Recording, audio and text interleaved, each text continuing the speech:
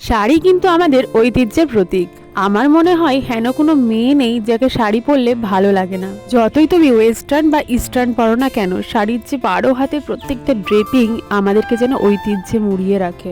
আর আমি পার্সোনালি শাড়ি পরতে খুব পছন্দ করি। তবে শাড়ি হয়তো পারফেক্টলি পরতে পারি না বা ড্রেপিং করতে পারি না, তাই তার জন্য সাহায্য নিতে হয় মা বা বোনের। এই দেখুন, আমি আপনাদের সাথে গল্প করতে করতে প্রথমে লাইনারটা যে লাগাতে হয় সেটা ভুলেই গেছিলাম।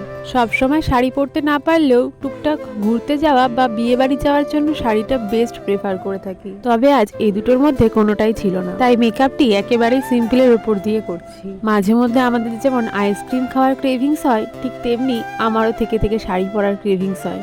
এতগুলো কানের দুলের মধ্যে কনফিউজড হয়ে গেছি কোনটা পরবো আর কোনটা পরবো না। অবশেষে দুখানা সিলেক্ট করলাম, যেটা পরলে বেশি ভালো লাগবে সেটিকেই পরবো। অনেকেই আমাকে জিজ্ঞাসা করেছিল এই কানের দুলটা আমি কোথা থেকে নিয়েছিলাম। এটি আমি ফ্লিপকার্ট থেকে অর্ডার করেছিলাম। খুবই সুন্দর একটি কানের দুল, তবে এটি আমার শাড়ির সাথে একদমই যাচ্ছিল না, তাই ঝুমকোটা কি ট্রাই করলাম। আর এই ব্লাউজটি কিন্তু এই শাড়িটির নয়, তবে এই শাড়িটির পাড়ের ধরনের ব্লাউজ ছিল। শাড়িটি এত লোভনীয় যে তার ব্লাউজটির অপেক্ষা আর করতে পারলাম না। আর এই শাড়িটি নিয়েছি আমি মনীষাস ওয়ার্ল্ড থেকে।